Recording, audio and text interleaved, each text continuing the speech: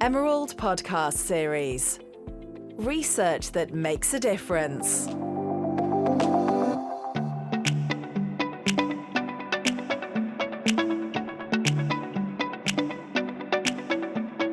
Hello and welcome to the Emerald Podcast Series.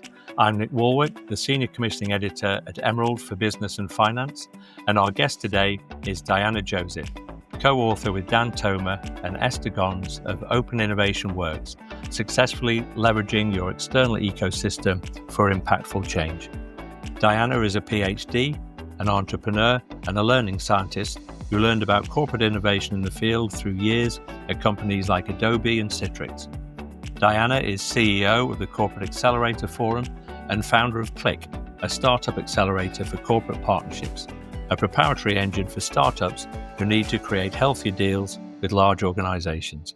Thank you for joining us, Diana. Oh, my pleasure. Thanks for having me. So perhaps we could begin, Diana, with explaining a little bit about what is open innovation and what drove you to write this particular book. Open innovation is partnering with other entities who have different strengths in the areas where you're constrained and different constraints in the areas where you're strong. So that's why we talk about the innovation ecosystem. We want to find those partners who can shore up our blind spots, mixing a lot of metaphors there, partners who have strengths we don't have, and who want the strengths that we do have. So I really got interested in this because I was in corporate innovation. I had a job inside of a large organization where my responsibility was to make new things happen, new technologies, exploring new markets, teaching my colleagues how to do innovation. And it was a lot of fun. And it felt very meaningful because we were getting into the future. But the reality was it didn't work as well as we hoped. It felt like there were obstacles at every turn, and we couldn't understand how we would do these wonderful trainings. People would have a great time, and then they would go back to their office and do their job the same way they used to before. So we wanted to see how startups do it. And so my team and I went over to our company's startup accelerator. And that's where we got to see some of this kind of chemistry between a small organization that can move fast and take risks and a large organization that has scale and has infrastructure and relationships and all kinds of capacities. When I left corporate and went into consulting, I decided to focus on that bridge between the small organizations and the large ones. And through that work, I had a chance to talk to or work with dozens of people on both sides of that equation. And that allowed me to see the problem in more detail and also some really healthy examples. So the book was sort of ready to be written. And I think also because I was an academic in another part of my career, I have sort of a frameworking brain. Once I can see the pattern, I'm inclined to write it down and make it more portable and repeatable. And you partnered it in the book with Dan Toma and Esther. So do they have a slightly different approach to open innovation as well? Were you sort of playing off each other's strengths, or how did that author partnership come about? It was so much fun. I started the process. I had written about half a book, and I was craving for it to be more visual. We always make things visual in our company. We just recognize how important it is for brains how much it sort of compresses thinking and makes it easier to share. So I knew that I wanted an illustrator, and I figured I was going to have to hire someone, but I was aware of Dan and Esther's books. And so I frankly just cold called them. We probably had enough connections between us. And my thought was, I'm going to rain compliments on them. I'm going to ask questions. They're going to give me advice about how to get an illustrator. And it turned out that I was on their radar as well because of that sort of complementary thing that you're talking about. And they had already been thinking about doing their next book in this space, the open innovation space that I'm so interested in. And so all three of us are consultants, so we all have our own experiences, and those experiences are in different parts of the world and different industries. So that was very, very complementary. And then on top of that, I mentioned I have this sort of frameworking approach. And then Dan is super practical and was able to help us kind of re-architect what I had already written into something that's much more kind of usable in the field. And then Esther, of course, is brilliant at making the ideas come alive visually. And so between all of that, I think another superpower that we have together is that we're all very direct communicators. I discovered that whilst working with you, Diana. Oh no, I hope not the hard way. In a very constructive way. In a very constructive I way, think I so should too. say. Yeah. That's how it feels to me too. Yeah, thank you. Great. And can I ask? I mean, Dan is more based in Europe, and you're over in the West Coast on the States. Is there a different approach, say, from the European way of approaching open innovation to perhaps the Silicon Valley West Coast way of approaching OI? When I think about my co-authors, the differences feel more grounded in the specific experiences that we've had. So Dan has had a big focus in strategy. Esther has been bringing visual thinking to all of these things, and my focus has been open innovation. But I do think that there are big differences between these places. Some of that has to do with really structural things, like how innovation is funded. So, for example, in Europe, there are really significant funds going to help corporates do their innovation. So there's a bit more room in the system for corporates to try things because they're not eating their own efficiency. They're not hurting their own quarterly reports. They're not signaling to their stakeholders that they're doing something wrong. Where here, those kinds of efficiency considerations are very strong, and you need a different type of I guess I'll call it a workaround to make it move. And you argue in the book that open innovation is an imperative. What makes it so important to companies? Large organizations are incredibly powerful. They can do all kinds of amazing things in their present work, in their core business, but they also face a lot of constraints.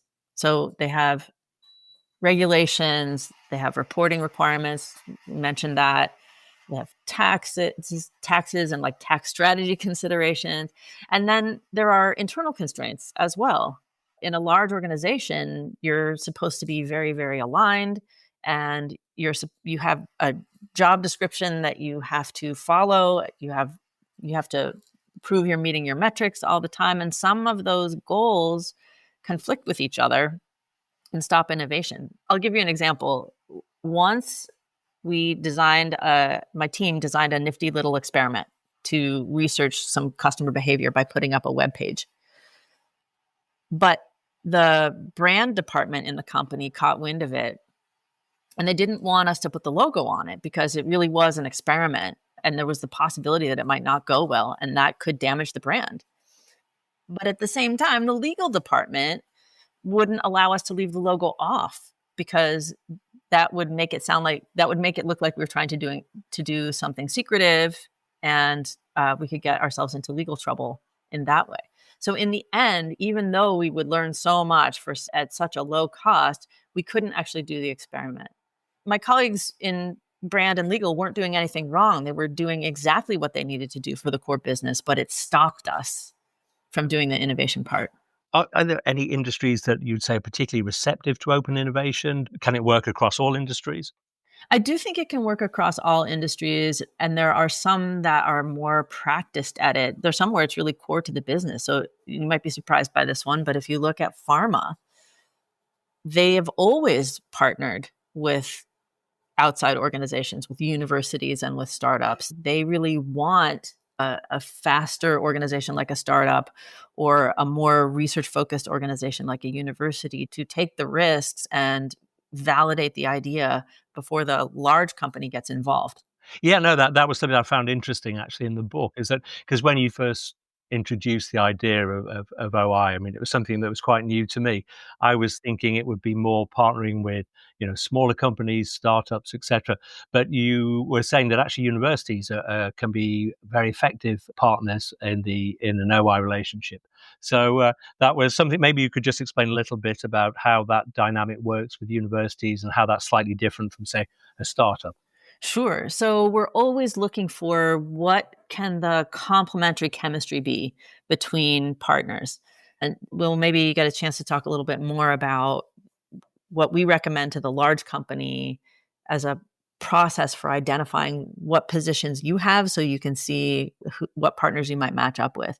In the case of universities, the incentives are very, very different between these two organizations, right? So a large for-profit company is seeking profit. That's what it's designed to do. The university is not seeking profit, and the individuals inside the university are not incentivized on profit. They're incentivized on publication.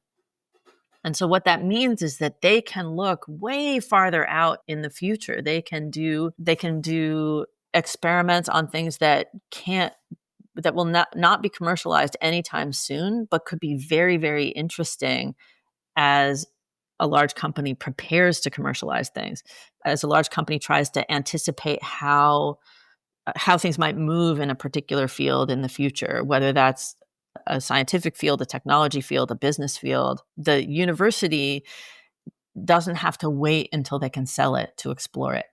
In fact, you've kind of answered my next question, which is what does success typically look like, actually, and what are the key outcomes that you're trying to achieve really through OI? I think there are examples all over the place. For example, in pharma, there's always been innovation partnership on bringing new ideas in from outside, from universities and from startups. I will keep two public examples. One that's pretty famous is Google Ventures, which is the CVC arm of Google. They invested in Uber very early on. So this is back in 2013. The CVC was able to make huge returns and make a big difference to the startup as well. And I'll mention that it's a huge success, both in terms of the money and in terms of the learning. And also there were disagreements and tensions and friction that came up as part of that. And that can be okay. One of the things I think that stops big organizations from moving forward in open innovation is concern about friction happening. But it might be that this is diversity in action. Different strengths, different challenges that are complementary to each other.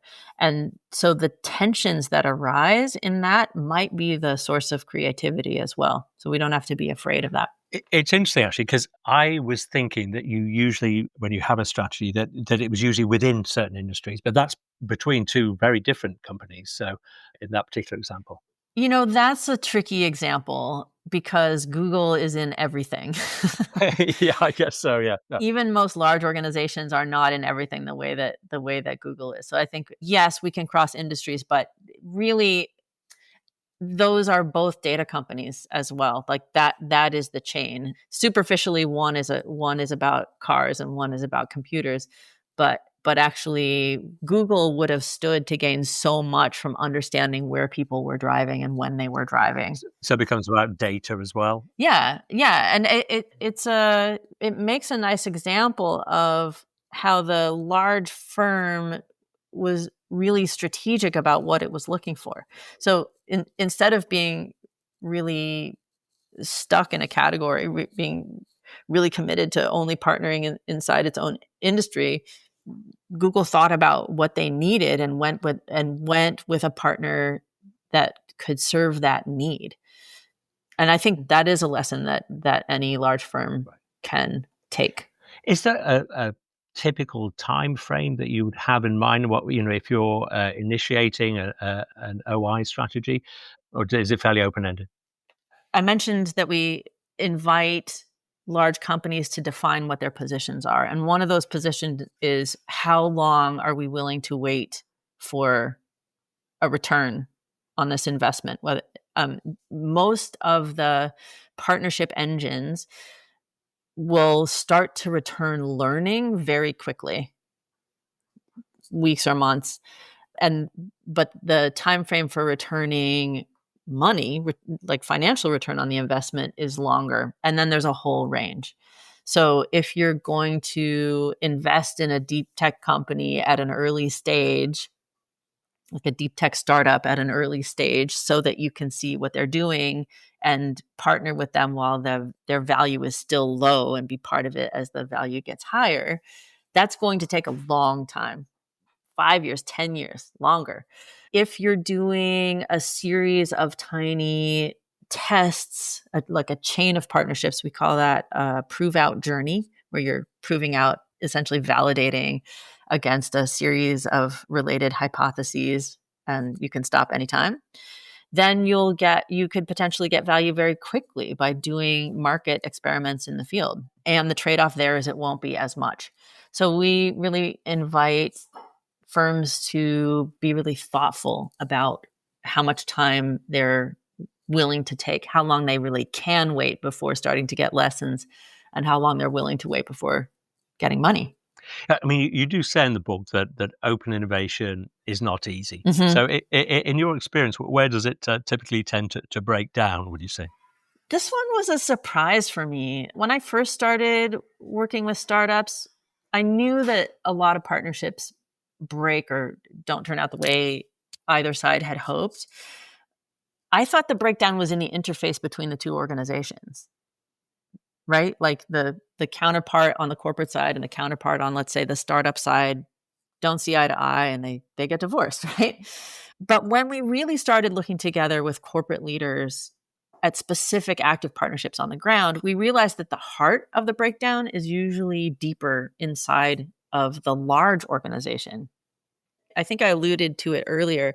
We see a lot of mismatched goals and misunderstandings between the corporate stakeholders who are responsible for the day-to-day operation of the organization, who don't have very much room to change things, and the folks in innovation who are super excited about the new idea and what the startups are doing. It really makes sense, right? People are just trying to get their jobs done and they're not understanding each other. So how do you typically address these issues usually? We got really practical about it. I actually had done some work earlier. I want to mention my co-author on that work. His name is Dr. Arthur Bonney. He was my partner in developing an early version. He had already started with really theoretically grounded ideas, and then we added the practical layer over that, and then working with Dan and Esther made it even more strong and clear and appealing. So we've made a cognitive artifact. It's a canvas that has spaces in it that are sort of hungry to be filled. And it's meant to draw corporate stakeholders to build ideas together, debate the key questions in the dashboard, and ultimately sign off together on their shared understandings, their shared intentions, their shared commitments. So it's an alignment tool. And then that same tool guides the team, the Corporate Innovation Council or the leadership team, to take those positions on how much visibility they want, how much time they're willing to take before the financial or learning results arrive, how much control they need. So all of that is expressed in this visual dashboard so that everybody knows what's intended and everybody knows when we're getting off track, and everybody is able to participate in the debate about how it needs to change if it does. I'm pleased you mentioned the dashboard. Who doesn't love a dashboard? You've got a very clever way of laying out the dashboard in the book, which I enjoyed reading about. Could you just talk about that a little bit? Because that looked quite like it was quite new to me. I don't remember seeing anything like that previously. Thank you. I really, that is one of my favorite things about the physical book itself. So we thought about the dashboard for a long time, and we had this notion of wanting readers to establish their positions on these questions of visibility and how much time and how much control they need. And then those were meant to guide them on deciding what type of partnership engine they wanted. Should it be an accelerator or prove out journeys, or should they be partnering with a university? And that's a lot of trouble. That's a lot of information to keep in your head as you're comparing it. And so we were inspired by the physical shape of the book, which has these folded over covers. It's a paperback book where the covers fold over. I don't know how to explain it, but I think it was you that told me they're called gate flaps. Yeah, gatefolds. That's right. The gatefolds at the end of the book. Yeah, yeah. Gate folds. Thank you. Yeah, yeah. And so what we've done is we've put the pieces of the dashboard, we've split it into two it's very clear where to split it. And we've put one side on the front gatefold and one side on the back gatefold. And so what you can do is fill out the dashboard and then fold the gatefold over to the right spot in the book to compare your positions to what the engine can deliver. Each engine section describes what the engine can deliver on these positions, and you've filled out your own positions on the gatefold, and you can look at them directly side by side to help guide your decision making. Yeah, this was something that got me quite excited about the book and why I wanted to commission the book from you guys, actually, in the first place, because Oh, there's a lot of business books out there that I think have a good solid nugget of an idea, but they sort of tend to sort of, walk around a bit. But I was going to say, use the metaphor without going the front door again. But there you go. But you in your book, you offer something that's sort of practical, actionable, measurable. This is something you can really use this strategy, and I found that quite exciting, actually. And again, the visuals in the book are very strong, and it really drives it home. And so, yeah, I mean, that was one of the things that really appealed to me about this book. And I think you mentioned previously, I mean, we've talked about this, that, if people want to go beyond the book, once you read the book, you get excited about the book. What else is there out there? Where else could you lead people if they did want to go beyond the book? yeah, we would love to do that. We've really put all of the principles in the book, and we've backed them up with stories, we've backed them up with exercises. But then, of course, execution is everything. And here's another metaphor, when the rubber meets the road, when you go to actually do it, that can feel really different than reading about it or even doing a book exercise about it. So we will have a course, and we have very practical workshops that we can do to support corporate leaders in their learning of these processes. And we're also happy to come in as an execution partner. So we can take the practical actions with you, again, to support your learning, and then hand it off. Or we can even take some of these actions on your behalf to help you get to healthy open innovation partnership and get your learning processes and communication processes in place effectively. One of our favorite approach, I would say, is to start with an evaluation of the firm's open innovation maturity to make sure everybody knows what you're really ready for, and then partner with you to get that internal alignment to happen, identify the right engine or the right set of engines that matches the positions your firm is strategically taking, and then work with you to get a healthy program running and improving. Excellent. I mean, we're very, very excited to be publishing the book, and we're looking forward to working with you. Are there any other areas of the book that we haven't covered that you'd like to mention before we sign off? Yes, let's talk about the ecosystem a little bit. Sure, great. You could get your alignment really done well. You could choose exactly the right engine strategically for your firm, but you've also got to be engaged in the ecosystem so that you can find the right partners and in a way that supports trust and that supports continuation. And the ecosystems already exist. Large firms are already very involved in their ecosystems, right? Large firms have vendors and customers and distributors and lawyers and design agencies and all kinds of characters who are involved in their day-to-day execution. The entrepreneurial ecosystem, the innovation ecosystem, is very much intertwined with all of that. It's just a matter of opening up, paying attention, showing up to the places where the new exploratory things are happening. So we really recommend that large firms participate in that aspect as well, going to meetups, sponsoring competitions, sponsoring events. maybe participating in third-party innovation programs, like a third-party venture capital firm. And the reason why it works, one important reason why it works, is this concept of homeostasis. So this is a concept that comes from the actual physical life ecosystem in the world, right? Complex systems work because there's redundancy, because one organism is contributing something that another organism needs. And that's happening over and over and over again in very complex ways. And that creates a resiliency in the ecosystem. So when something happens, if one species starts behaving differently or goes away, there's something else available to fill that niche. So homeostasis, on the one hand, causes the system to be pretty stable, and on the other hand, causes the participants in the system to want to participate. So corporates can help themselves innovate by participating in all of that exchange and looking for new ways to do that, and looking for who's doing something new. Right. Yeah, I think in the book itself, I'm glad you mentioned that actually, because you have this very nice visual of an ecosystem radar template. I think, is that right? Is that what it's Yes. called? Yeah. Maybe you could explain how that works. Yeah.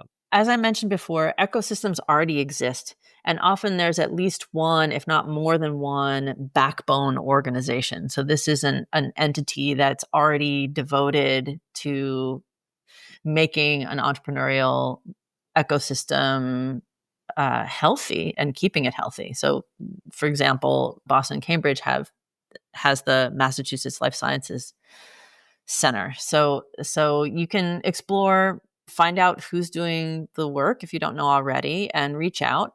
And if there isn't one, that's a great thing to talk to partners about. And so then we invite you to identify what's happening. What are the activities that are happening? The meetups, the university events, all that information is all over social media, and you can just start showing up.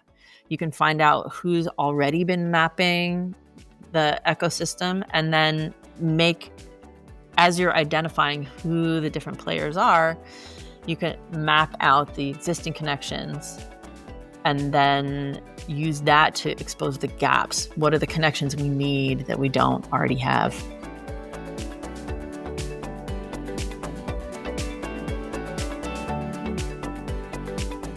A huge thanks to Diana Joseph for your insights on open innovation.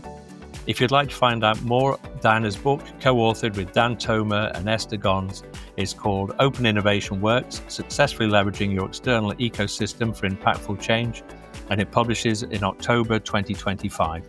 A full transcript of this episode is also available on the Emerald website. A big thanks to Rebecca Torr and Tom Shields for their assistance in the making of this episode, and the team at This Is Distorted for bringing this episode together. I'm Nick Wallwork, and this has been the Emerald Podcast Series. Hope to see you again soon.